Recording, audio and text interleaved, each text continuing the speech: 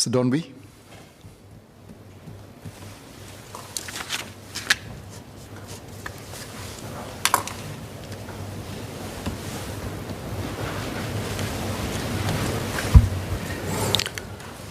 Mr. Speaker, sir, I agree that it is necessary to exercise good fiscal prudence by capping single gross borrowings at $90 billion and setting the annual interest ceiling at $5 billion. I have some queries about these limits. First, I would like to ask whether these two controls are independent of one another. If they are related, assuming that we reach the maximum borrowing of $19 billion, based on the $5 billion annual interest payment, the borrowing rate is 5.5% per annum. It will appear that the annual interest threshold is set rather high, considering that the coupon rate of a 30-year domestic bond is only 2.25% per annum. Will the Minister elaborate on why the annual interest threshold is set at $5 billion?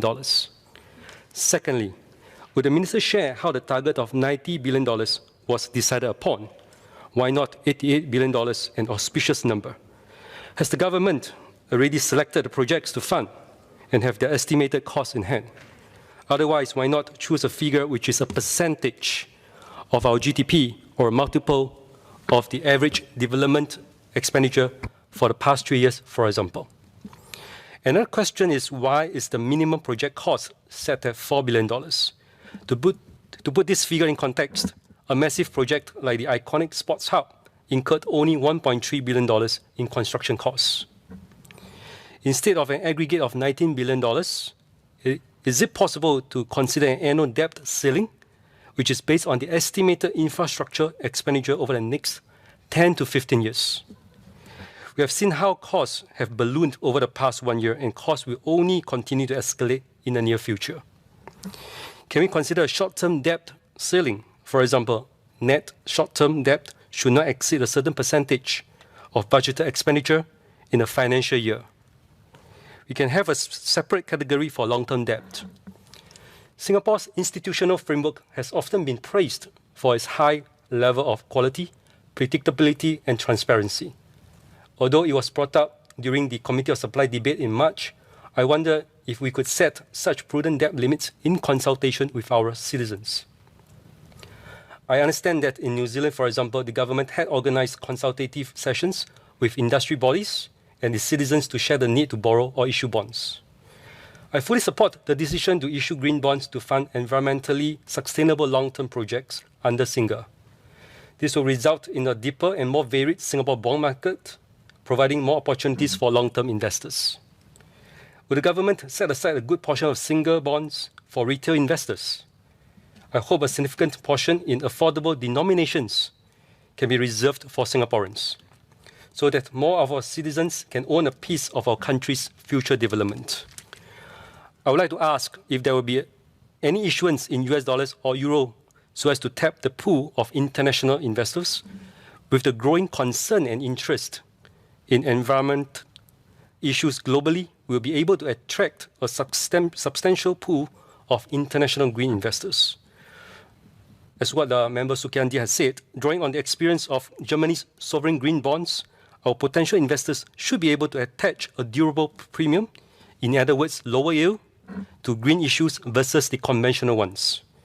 I understand that many investors who support green initiatives accept lower yields because it is important for them to finance environmentally responsible projects. With aligned goals for the benefit of our planet, our green issues should do well. How much of the single bonds will be green? Will the Minister provide estimates for the various initiatives in our Singapore Green Plan 2030 and fight against climate change, which will be supported by the single green bonds, such as the construction of polders and so forth? Can we set out a range of planning instruments relating to the provision of infrastructure? This can include a 20 to 30-year infrastructure strategy, 10-year plans for services and activities, broken down to how they are related to financial strategies and annual plans. Next, I would like to ask if bond issuance is the only mechanism to fund infrastructure development. How about public-private partnerships or crowdfunding? Perhaps we should look into the availability of private partners for private public partnerships to finance local investments, for example, special purpose vehicles or lease contracts. I hope Singapore's sovereign rating remains to be AAA rated forever.